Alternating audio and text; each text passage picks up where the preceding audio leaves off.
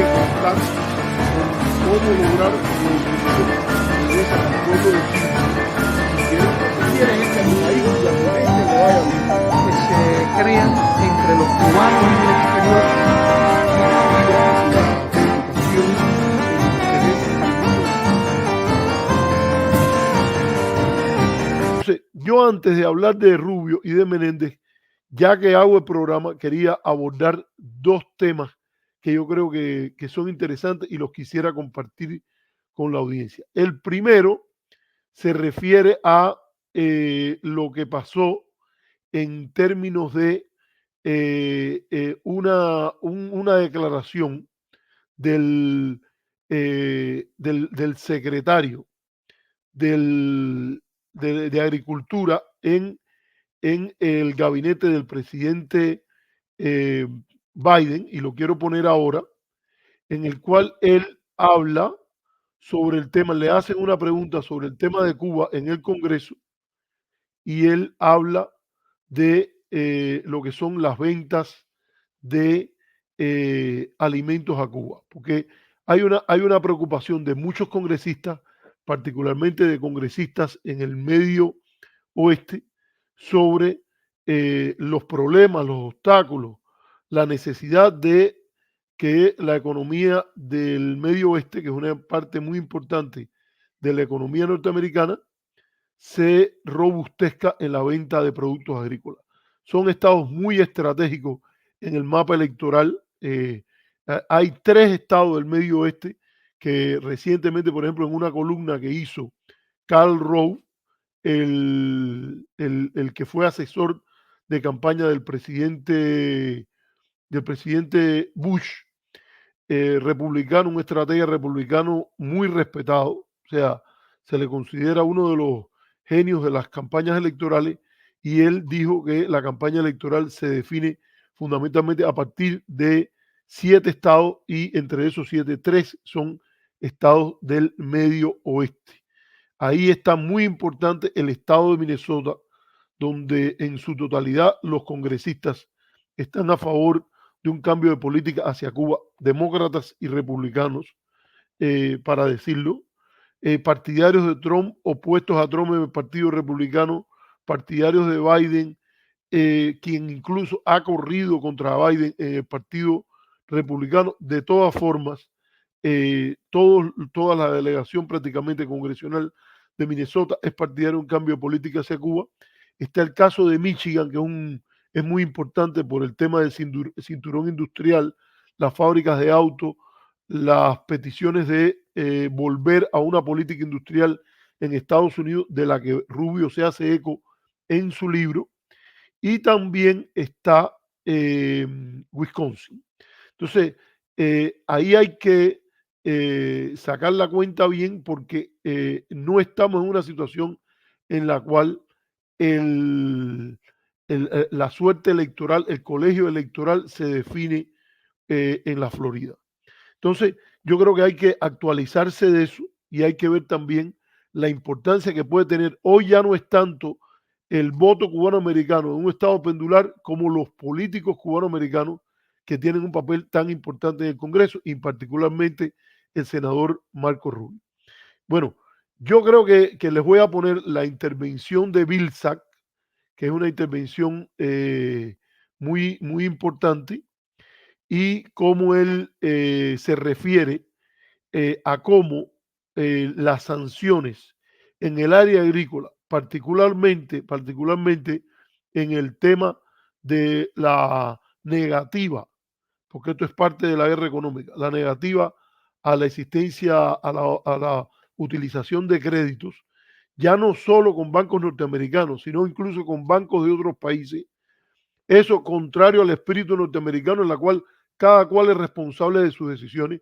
Si un banco le quisiera prestar o colateralizar o permitir que se use crédito otorgado por él, ya sea fuera de los Estados Unidos, a una entidad que va a comprar un producto, eso queda a ese banco el uso de seguros para garantizar esos créditos, la existencia de bancos secundarios, por ejemplo, de préstamos no pagados. Eso es lo que significa el capitalismo. Pero en el caso de Cuba, como ha dicho el secretario de Agricultura, Tom Vilsack, que es una figura política muy importante, ha visitado a Cuba, fue gobernador del estado de Iowa, fue secretario de Agricultura bajo Obama y repite como secretario de Agricultura en el gobierno de Biden.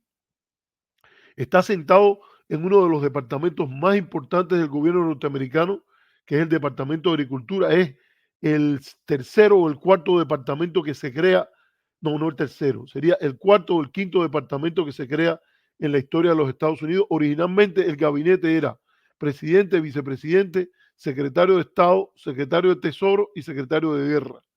Después se crea, justo más o menos en la misma época, el Departamento de Justicia y se crea el Departamento de Agricultura. Y ese es uno de los departamentos más tradicionales, tiene su propio servicio exterior agrícola, está muy institucionalizado a nivel de los estados. Hay secretarías de agricultura, departamentos de agricultores o el Farm Bureau. Y bueno, vamos a ponerle lo que dijo Vilsack y lo vamos a traducir, porque él dice bien claro que las sanciones a Cuba constituyen un obstáculo a la venta de más alimentos y al bienestar de los agricultores de los Estados Unidos. Vamos a ver el comentario y vamos a ver, yo lo tomé de Eric Sperling, que es una persona que cabildea por un cambio de política hacia Cuba y que vamos a ponerlo, creo que fue de Eric Sperling o de Belly of the Beast, que yo lo tomé, así que vamos a ver el comentario del secretario Vilsack. Vamos a ponerlo un momento. Ahí está. Vamos a ponerlo ya, lo comparto y lo voy a poner en pantalla grande. Espérense un momento y aquí voy.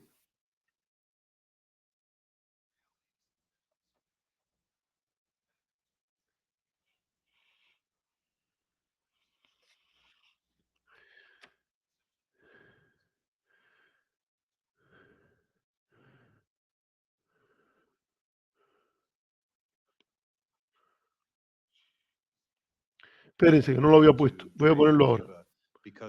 Lo pongo de nuevo porque parece que yo no le he cogido bien la mecánica. Voy a ponerlo. On Cuba, I mean, the reality is there's a significant impediment to trade in Cuba because of, I think, legislation that requires essentially payment in advance in cash in US dollars, which makes it very, very difficult for a lot of ag trade to take place. On Cuba, I mean, the reality is there's a significant impediment to trade in Cuba because of, I think, legislation that requires essentially payment in advance in cash in US dollars. Bueno, ahí lo vieron. Ya salió. Les traduzco básicamente lo que dice. Dice que en Cuba hay un significativo impedimento para el comercio por el requerimiento de pagos en advance, o sea, por adelantado en cash. Para todas las personas, mira, ahí está Ricardo Portal que lo pone bien claro.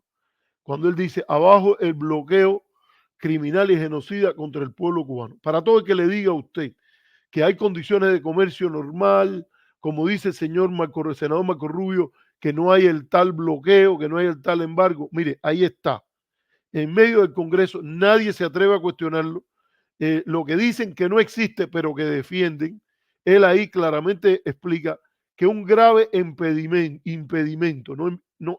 impedimento a el comercio agrícola con Cuba, a la venta, porque ni siquiera podemos hablar de comercio porque no va en las dos direcciones, a la venta de productos agrícolas a Cuba y agropecuarios a Cuba, está en que hay un requerimiento de pagos por adelantado en cash. Y dice, y ese impedimento, que lo dice el secretario, que ya tiene una larga hoja de haberse declarado a favor de normalizar el comercio agrícola con Cuba, incluyendo cooperación fitosanitaria, incluyendo becas para cubanos que puedan estudiar en las universidades que patrocina y subsidia el Departamento de Agricultura, por ejemplo, la Universidad del Estado en Iowa, de donde él era gobernador, y que es partidario de todo eso. Si eso no está ocurriendo es por las políticas de bloqueo y las legislaciones al respecto. Y yo creo que todos sabemos que quien quiera ganar esos estados puede hacer para que el comercio con Cuba, la venta de productos agrícolas, se facilite. Y hay algunas cosas que están ahí. Y hay autoridades del presidente para dar licencia para hacer estas cosas. Y para los que dicen que no es bloqueo, que significa que es simplemente embargo, hay que decir que el crédito, según esta legislación, no se permite para bancos que no sean norteamericanos. Ya no hay solo la persecución a los bancos norteamericanos para que den crédito. Ya no hay solo la persecución y el establecimiento de condiciones demasiado restrictivas para la venta de productos agrícolas por los agricultores de Estados Unidos a Cuba. También hay la idea de que si hay un banco de otro país que ofrece ese crédito, los granjeros, los agricultores norteamericanos no pueden meterse en esa transacción. Incluso lo estoy diciendo, aunque fuera en otra moneda que no fuera el dólar. Pero si fuera el dólar o fuera incluso un banco extranjero con filial en los Estados Unidos, también es castigable por la manera extraterritorial que se aplica la política de la ley Helms-Burton. Está ahí, está planteado en el Congreso. El hecho de que el secretario de Agricultura no se haya pasado con ficha y haya querido poner esto en la mesa, por lo menos dice que a él le interesa. Y este es un miembro importante del gabinete de Biden. Entonces, voy a ver, tengo aquí algunos, ya mencioné que estaba el amigo Lin León por aquí. Y bueno, está Alberto Alonso que nos pregunta que él quiere saber por qué los medios no hablan más del caso de Menéndez. No, mira, déjame decirte algo, Alberto Alonso, porque de esto vamos a hablar luego. Los medios que no hablan del caso de Menéndez son los medios en la Florida. Incluso después que Menéndez está en suprema candela, para decirlo en buen cubano, si, aún así el Canal 41 sacó un reportaje hablando bien de Menéndez como el gran amigo del exilio, el gran amigo como dándose caricate por el hecho de estar cercano a él, cuando en este momento ya 21 senadores demócratas, por no hablar de los republicanos, que lo han mencionado y lo están poniendo como el poster child, el poster boy, ¿cómo se diría? El muchacho del afiche de corrupción en Estados Unidos, y diciendo, mire, ustedes hablan de Trump, pero mira, este demócrata que ustedes tienen que está con el cieno, con el fango hasta aquí.